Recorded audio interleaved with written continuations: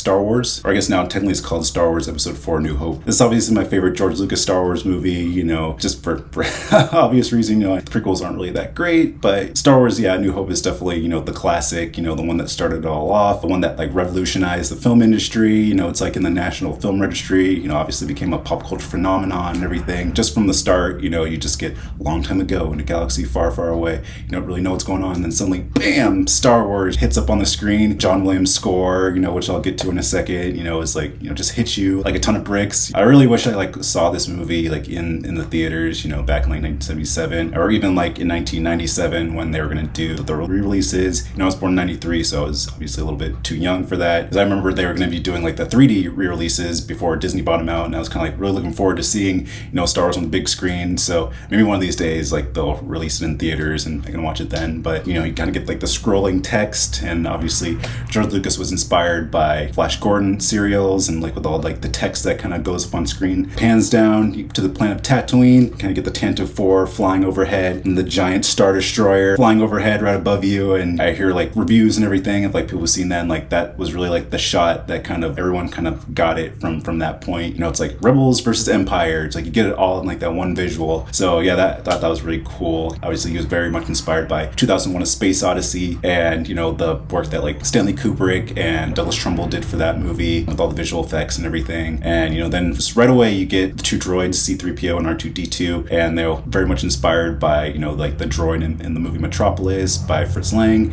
And George Lucas was very much inspired by Akira Kurosawa, especially the movie Hidden Fortress, with the two kind of peasant characters bickering as they're juxtaposed with like the whole kind of backstory of like the war and everything. And kind of takes a lot of like the plot beats from that movie and puts them onto this movie, especially with C-3PO and R2-D2 being these bickering droids in the middle of this giant battle and everything. Another thing, like George Lucas was very much inspired by like having the movie told by the point of view of the droids, and you can very much see that they kind of like the first line in the movie, and then you kind of see the movie from their point of view throughout. They're running away from the danger and everything. The stormtroopers are invading the Tantive 4, trying to find the Death Star plans that were explained in the opening crawl, and big bad Darth Vader kind of comes in. I remember hearing like reviews from people as well saying like when he popped up on screen, everyone was just like boo. They kind of knew from the beginning that he was just going to be this big iconic villain, that kind of the face of the whole franchise, which is really cool. So he's coming in looking for the Death Star plans. Meanwhile, we cut to Princess Leia giving the plans to R2-D2, and him and C-3PO going onto the escape pod and then going down to the planet of Tatooine to find Obi-Wan Kenobi. And then Darth Vader finds the princess and then captures her and takes her to the Death Star. So now you have these true droid characters now really taking on the plot points of Hidden Fortress in the deserts of Tatooine, not really knowing what to do. They're still arguing. They finally decide to part ways. C-3PO goes off into like the Dune part of the desert, which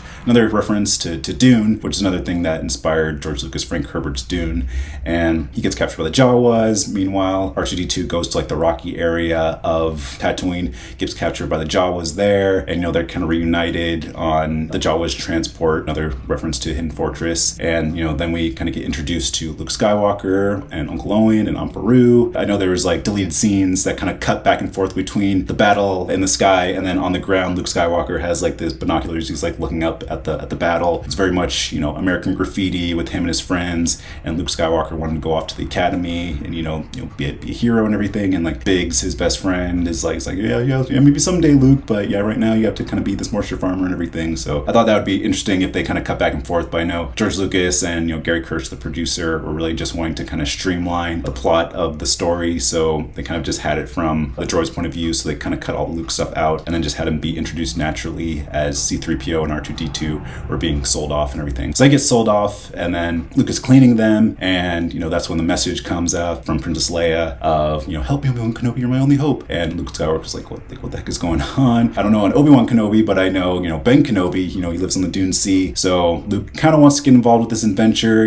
He's very much like on the fringes of society, like this kind of like outer rim planet. He has that line. It's like there's a bright side of the universe on the planet that's farthest from it. So he's very much wanting to go out, have adventures and join the academy and just be a hero. And then that obviously that iconic shot of him looking at the twin sunset, and the John Williams score comes up, and he has that longing for adventure, which is like very relatable to a lot of people wanting to go off for adventures. So he comes back into the garage, sees that R2-D2 is gone, so him and C-3PO go out and try to find him.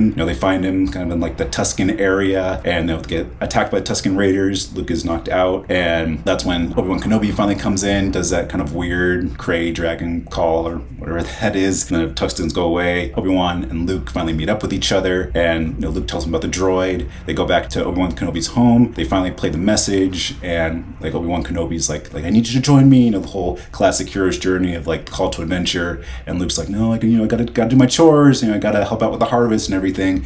So then Luke tries to go back home and then sees that the Jawa transport has been destroyed. And he's like, what the heck is going on? Is this like the Sand people who did this? And then Obi-Wan's like no, like these are Imperial stormtroopers that did this. And then Luke deduces that they're looking for R2-D2. He goes back to the homestead, sees that it's been destroyed. It's on fire. Uncle Owen and Aunt Beru are dead. Very much a scene inspired by The Searchers, where John Wayne's character and his group go back to their homestead and see that's been destroyed by the Native Americans, and that kind of inspires them to go on their journey. So then Luke is definitely back onto the fight. Back in that earlier scene, Obi-Wan's house, Obi-Wan tells him about his father. His father was a Jedi, and that he was killed by Darth Vader, which gets revealed later on. Spoilers that Darth Vader is actually Anakin's father, but Luke doesn't know that in this one. So he's very much like wanting to join the fight. So now Luke is very much on board with the fight. And they go to Mos Eisley Spaceport so they can find a pilot in order to take them to Alderaan, which was in the message. They find Han Solo. Him and Chewbacca, have their whole iconic scene of introducing themselves in the Millennium Falcon. They finally go off on their adventure. And, there's obviously the very controversial scene with like Han shot first in the original version. And then in all the special editions, it's like Han and Greedo shoot at the same time.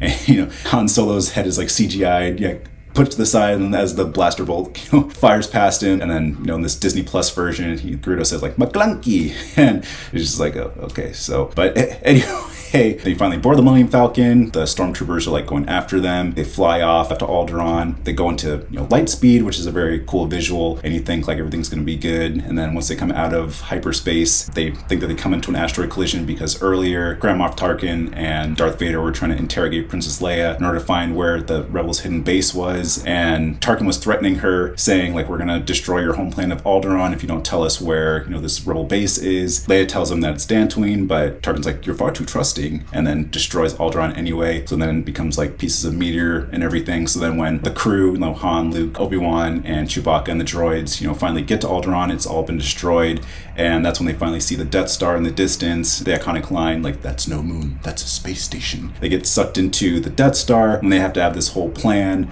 of trying to get out of the Death Star so they can get to the Rebel base. So Obi-Wan goes off and then disables the ray shields, while Luke and Han find out about, Princess Leia is actually on the Death Star, and they have to rescue her. So it's kind of like the whole, like, rescue the princess from the castle. Very much like that George Lucas was inspired by all those different stories, like Seven Voyages of Sinbad and Adventures of Robin Hood and all this stuff. So they rescue the princess. Obi-Wan shuts down the shields. He has his battle with Darth Vader, lightsaber duel, and he's trying to distract the stormtroopers so that the crew can get away. Kind of gives his life, he joins the Force. Darth Vader slashes him down, and then his robe kind of like falls down along with his lightsaber. So then the crew gets away. They have that whole cool TIE fighter battle, dogfight in space. That was another thing that George Lucas was inspired by to create Star Wars, is that he just wanted to see like a dogfight in space, and then he finally got one with this one. Very much inspired by like World War II. So when they get away, they finally get to the Rebel base. R2-D2 is finally able to show the Death Star plans, and Luke sees everything on the monitor, that the exhaust port is a place that they can fire a proton torpedo in and can blow up the entire station. So the whole like final battle, assault on the Death Star, all the kind of like the X-Wing pilots and like the Y-Wing pilots are all picked off one by one by either Darth Vader and his personal TIE fighter, or by like the guns that are like in the Death Star trench. Comes like an all hope seems lost kind of thing. Nearly all the X-Wing pilots are destroyed. Luke is really like the only one left, along with Wedge, because he was shot and then kind of had to fly off. Biggs was killed off, so it's really like all up to him. He has everything on the target computer, and he's about to shoot it, but then he hears Obi-Wan's voice saying, "Luke, use the Force. Let go, Luke. Luke, trust me." So then turns off his target computer, and everyone's like, "You turn off your target computer. What's wrong?" He's like, "Nothing. I'm all right."